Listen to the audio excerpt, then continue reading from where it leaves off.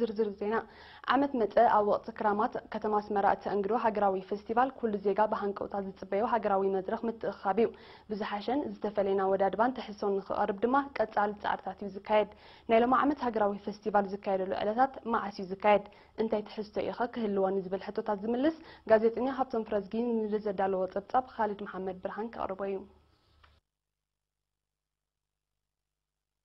هاجراوي فيستيفال كلتشان عصرت شوعتنا أقداسنت كرستات أو مجلات مننتنا بزجلت كرستاتنا مجلتي مننتنا زبل تيما كاب عصرت شمونتك 7 حسه أب قطري إكسبو أسمراخ كاير مخانو على في بيت صحفة هاجراوي أو هادش مجلة بعلات أتو تصفي برها حبيرهم نيارينا بزها وحبريتا أتو تصفي أبزين سلسة معلتات زكاير فيستيفال نسنه هنت أويت سباقة كتما سمرازن صبار قصيلة ومريد نستتيما زخيد فولي كونسرت ذات غال سنة أبواون بهلاون مسنا دواتات بازار مريد جوجلاتات بهل منسيات تمرتاون أزناقعن مدبات كمون بالزمناوي تكنولوجي زلالي دم بهتسانات زحاقو فمخانو قليسون عندي ملأخت زمحلال فلو نزناي أسمرا أب يونسكو زتمزقبوتون زنس أبارق مدبات لزغونة إذا قرسي زغاء منتناي نحنا زقلز كم مخانو متن تاريخاوي كم مخانو متن نعو زعلمي رقيق شنخون تي سنة بواوي صواتاتاتو تي بحلاوي شنخاتو نالو سيزي نحنا نزي أبقى مزقتو زي نايلو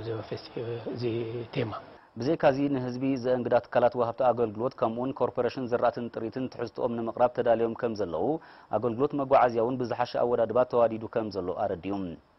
نمخنيات محصار معتات فيستيفال نزم الكتدما أتو تصفاي بغندو نتوم نلعل 10 عامات بالمود مقد قربو صنحو تحزتوتات بزحشن زعمقن زقربو الأقباب نمفتار نزم الكتوم أكلات سفيح ناي مصنعتي مرمرن زتن أقباب متأتتاو أقداس خوينو بمركابو كم زخونه تغيسو نايلو معمت فيستيفال نزي كم مسغغري مدرخ خون كم توسنه أبريهم نابزي بزقرطو ويزو حدا معلتاز كايد تدللو مخنيات تقندو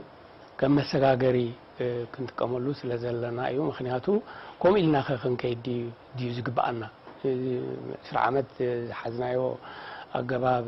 سرعمت تأثاتنايو لمدي سرعمت زرعنايو مرئيتاتي الصوت راح ديو أخيلو كال يلنديو نابز بلي زوس دكا قصال مسرح سلازقونه قصال نممعبال كابزي بزياده نقعمق تباهيلو يحسبولو سلازلو كم مسغاغري بسلسته معلتي اتقندي مدبات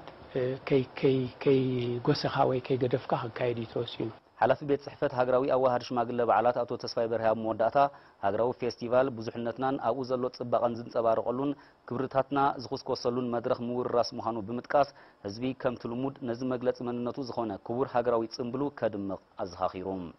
تي هزبي بتي ورجا تبايو بتي صفوفا كايدو نزي زكايد منالبات مع علتي وحيدو تباهيلو زي تدلي علق صدقت كيفتر نعو بقباب كتاتولو بقابنتي تأنجيدو ويتداليو زلو انقدولو كلابو تزيكوين مزح كم تخونا لو خم تخونا لو الكاستم هروتو ولي كونن لمود سلازخونه فلوس سلازخونه زي أنت هاي كبرك عريو سلازفلت حجي نعم حدش ملأختي باللين تراي نتزلو بزتخال متن بسنة سرعات بديسيبلين كم قدمو ورايو خصبق كعد من كلابون زدلي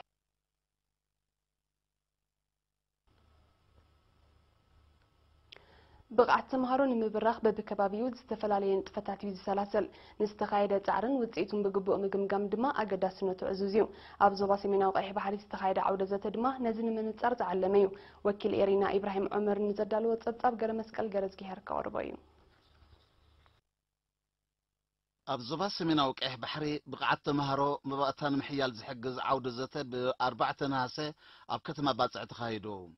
أبزي حلفتي جنافر سوبرفايزرات دايركتوراتن ممهران ساساتفو عودة زته أب 10 ناي مبعتا أبيات تمرتنا يستخايده أب سالساين حمشاين كفل زته كورة مسمعتي وصيت كقربن كله حيالن دخومن قونتات تجمجمون ناي 3 عمت وطن تكبار تداليون بزي كازي بهل النباب أب تمهرو بمسراز بقعتهم نمبراه كلبات النباب نمبربار أبزي حقز مديات زتن كنت عند حرمكياد أبيات تمرتي روبروبيان لعيتنن ناي عوتاتن مستير كم تمكرو أكافيلان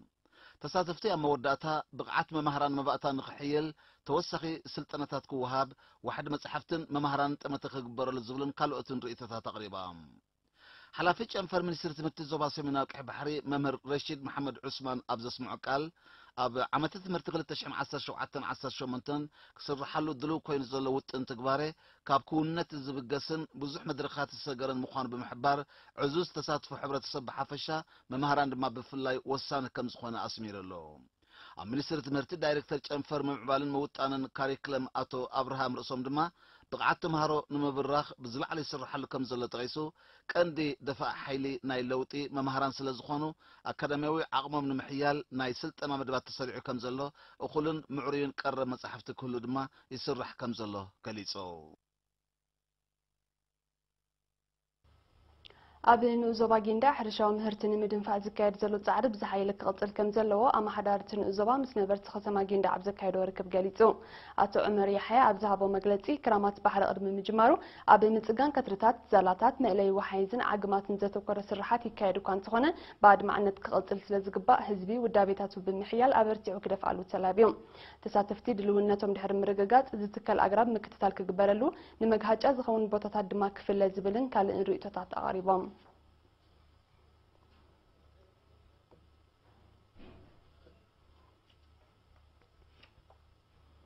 ኣብ ንዞባ ድባርዋ ጸገምቲ ዝተማይ ጽንዕቶ ንምፍታሕ ዝተኻየደ ጻዕሪ ጽቡቕ ውጽኢት ተረኺብዎ ኣካየዲ ስራሕቲ ምምሕዳር ከባቢ ኣቶ ገብረ ኣምላኽ በርሀን የሪና ከም ዝሓበሮ እቲ ጸገም መንእሰያት ብዝወሰድዎ ዒላ ናይ ምኹዓት ስጉምቲ ከም ተፈትሐ ብምጥቃስ ነበርቲ ንዘርኣይዎ ምትሕብባር መጊሱ ነበርቲ ኣብ ዝሃብዎ ርእይቶ ኣቐዲሞም 3 ኪሎ ሜትር ተጓዒዞም ማይ ክሰትዩ ምጽንሖም ሕጂ ግን ነፍሶምን ጥሪቶምን ብቐረባ ክሰትዩ ከም ዝበቕዑን ጾሮም ከም ዝተቓለለን ገሊጾም ጽንዕቶ ካብ ድባርዋ ንሸነኽ ደቡባዊ ምዕራብ 18 ኪሎ ሜትር ርሒቓ ትርከብ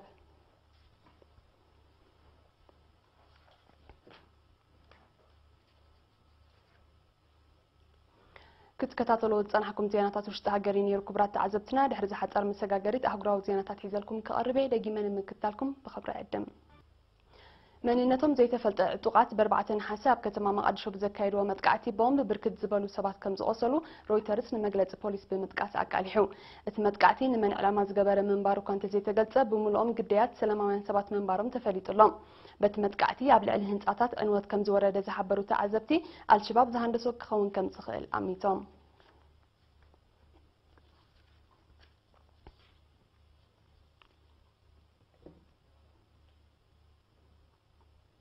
ኣብ ሩዋንዳ ዝተኻየደ ፕሬዝደንታዊ ምርጫ ፕሬዝደንት ፖል ካጋሜ ንሳልሳይ ግዚኡ ተዓዊቱ ፕሬዝደንት ካጋሜ ልዕሊ 98 ሚእታዊ ድምፂ ብምርካብ ነቲ ዓወት ከም ዝበቕዐ ኮሚሽን ምርጫ ሃገር ሓቢሩ ምስ ምስፋን ዘቤታዊ ስኒትን ዕርቅን ከምኡ ውን ምብርባር ቁጠባ ሩዋንዳ ኣገዳሲ ተራ ከም ተፃወተ ዝግለጽ ፕሬዝደንት ካጋሜ ኣብ ህዝቢ ሃገር ልዑል ተቐባልነት ከም ዘለዎ ጸብጸባት ይገልጹ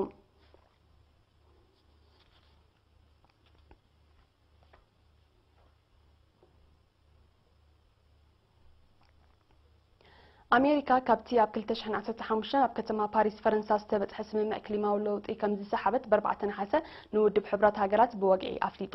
ምምሕዳር ፕሬዝደንት ትራምፕ ኣብ ዘውፅኦ መግለጺ እቲ ስምምዕ ንህዝቢ ኣሜሪካ ዘርብሕ ኮይኑ ከም ዘይረኸቦ ብምሕባር ሙሉእ ብምሉእ ከም ዝሰሓበ ኣረዲዩ ይኹን እምበር ኣሜሪካ ንክሊማዊ ለውጢ ብዝምልከት ኣብ ዝግበር ኣህጉራዊ ርክባት ክትሳተፍን ምስ ማሕበረ ቁጠባዊ ኩነታት ህዝባ ዝሰማማዕ ውዕላት ክትፍርምን ከም እትኽእል ሓቢራ ኣላ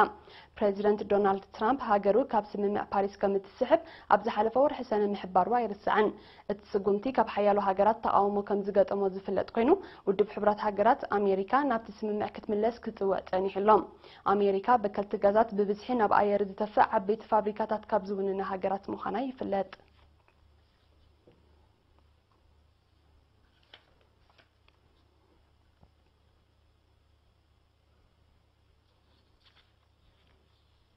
ካብ ጉዳይ ክሊማዊ ለውጢ ከወጻና ክሊማዊ ለውጢ ንምክታእ ቅልጡፍ ስጉምቲ እንተዘይተወሲዱ ኣብ ኣህጉራዊ ኤውሮጳ ካብ 2100 ንድሓር ዓመታዊ 100,000 ሰባት ብሰንኪ ሳዕቤናቱ ክመቱ ከም ዝኽእሉ ተኣሚቱ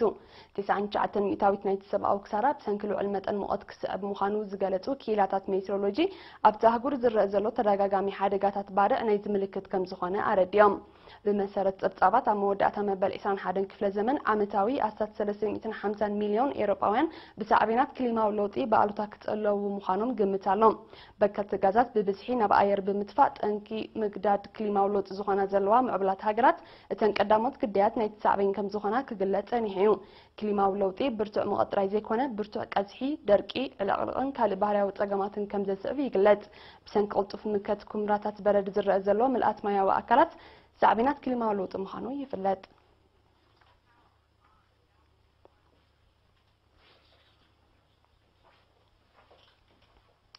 መንግስቲ ሩስያ በኤሮጳዊ ሕብረት ኣብ ልዕሊ ሃገሩ ናይ ዝጸድቕ ዘሎ እገዳ መልሰ ግብሪ ከም ዝወስድ ኣጠንቂቑ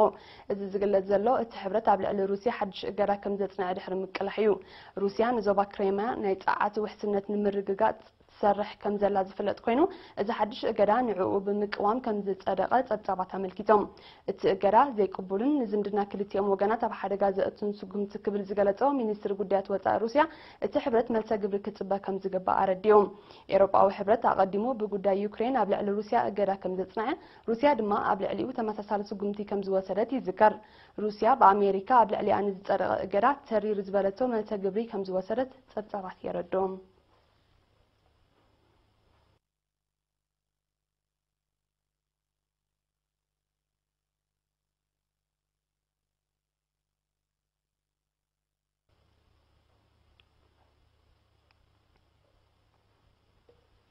ኣብ ኢራቅ ተርእዮታት ብልሽውና ንምቅላስ ጻዕርታት ክሕይል ዝጽውዕ ሰላማዊ ሰልፊ ብ4 ነሓሰ ኣብ ጎደናታት ከተማ ባቕዳድ ተኻይዱ ተሳተፍቲ ናይቲ ብሃይማኖታዊ መራሒ ተኸተልቲ ሽዓ ሙቅተዳ ኣሰድር ዝተጸውዐ ሰላማዊ ሰልፊ መንግስቲ ብልሽውና ንምግታእ ዝጥቀስ ጻዕሪ ከም ዘይካየደ ብምቋስ እዚ ንመንበሮ ህዝቢ የጋድዶ ከም ዘሎ ኣቃሊሖም ቀዳማይ ሚኒስተር ኢራቅ ሃይደር አልዓባዲ ኣቀዲሙ ኩናት አንጻር ብልሽውና እኳ እንተኣወጀ ገና ብዝሰፍሐ መልክዑ ይቕጽል ከም ዘሎ ንኹነታት እቲ ሃገር ዝከታተሉ ወገናት ይሕብሮም ኣብቲ ሃገር ዘሎ ዘይርጉእ ኩነታት ንብልሽውና ጥጡሕ ባይታ ከም ዝፈጠረ እዩ ዝግለጽ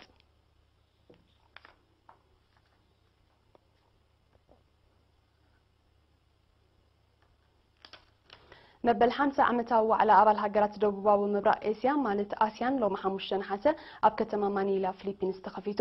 ኣብዚ ክሳብ 8 ነሓሰ ከም ዝቕጽል ዝተገልጸ ዋዕላ ብዘይካተን 10 ኣባል ሃገራት ከም ኣሜሪካ ሩስያ ቻይና ህንዲ ጃፓንን ክልተ ኮርያታትን ዝርከበን ካልኦት ሃገራት እውን ይሳተፋ ከም ዘለዋ ተፈሊጦም ኣብዚ ዋዕላ እዚ ጉዳይ ዞባውን ኣህጉራውን ጸጥታ ከም ኣገዳሲ ዛዕባ ክልዓል ትጽቢት ይግበር ብዘይካዚ ኣብዚ ብጠቕላላ 27 ሃገራት ዝሳተፎ ዘለዋ ዋዕላ ንግዳውን ዲፕሎማስያውን ዝምድናታት ብሰፊሑ ክዝተየሎም ምዃኑ ተገሊጹሎም እዚ ከምዚ ኢሉ እንከሎ ኣሜሪካን መሻርክታን ንጉዳይ ኒውክለሳዊ መደባት ሰሜን ኮርያ ኣብዚ ዋዕላ ከልዕልዎ ከም ዝኽእላ ግምት ኣሎም